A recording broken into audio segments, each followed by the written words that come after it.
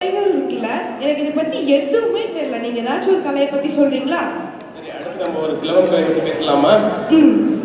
சிலம்பம்னா என்னது? சிலம்பங்கிறது வெறும் விளையாட்டு மட்டுமல்ல, நம் தமிழரின் தற்காப்பு கலை.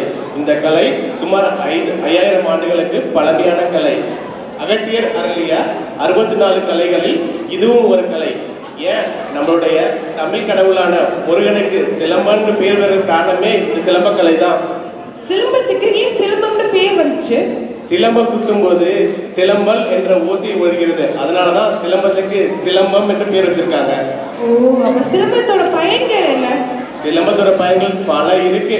உனக்கு உதாரணமா ரெண்டு சொல்லிட்டாமா. சிலம்பத்தை நீ சுத்தும் போது உன்னோட தசைகள் எல்லாமே வலிமை அடைகிறது. அது மட்டும் இல்லாம உடம்புமே உடல் சீராக இருக்கிறது. ஓ, அப்பனா சின்ன வயசுலேயே கத்துக்கலாம். இப்பெல்லாம் நான் கத்துக்க முடியுமா சிலம்பம்? சிலம்பம் கத்துக்கிறதுக்கு வயசு ஒரு தடையே இல்லம்மா. 5 வயது சிறுமிகள் முதல் 50 வரை பெரியவர்கள் வரை கத்துக்கலாம்.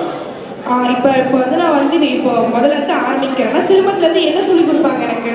சிலம்பத்துல ஆரம்ப நிலையை எடுத்துட்டீங்கன்னு வச்சுங்களேன், 3 வகையான பிரிவுகளை உங்களுக்கு கற்றுக் கொடுப்பாங்க. ஒன்று முழுக்கம்பு சுழற்சி முறை, அரைக்கம்பு சுழற்சி முறை, புகழ் மற்றும் குருவணக்கம். இது மாதிரி சில அடிப்படை கலைகளை உங்களுக்கு கற்றுக் கொடுப்பாங்க. ஓகே, அப்போ அடுத்து யார் வர போறாங்க?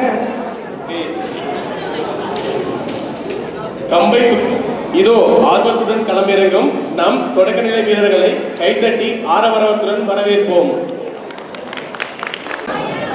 ஸோ எல்லாரும் ஆர்வத்தோட இருக்கீங்கன்னு நினைக்கிறேன் சிலம்ப கலையை பார்க்கறதுக்கு. இதில் எத்தனை பேர் ஆல்ரெடி சிலம்பம் கற்றுருக்கீங்க? ஓகே, ஸோ இந்த கலையை இனிமேல் கற்றுக்காட்டியும் இந்த கலையை இவங்க பண்ணுறதை பார்த்துட்டு சிலம்பம் நாளைக்கு நீங்களும் கற்றுக்கணுங்கிற ஆசை உங்களுக்கு கண்டிப்பாக வரும். அப்போ வரும்போது இங்கே இருக்க யாராவது போர்டு மெம்பர்ஸ் கிட்ட பேசி ஜாயின் பண்ணிடுங்க உடனே. கண்டிப்பா முதல்ல கைதட்டி எல்லாத்தையும் ஆரோக்கியம் வரவேற்கலாமா? இதோ உங்களுக்காக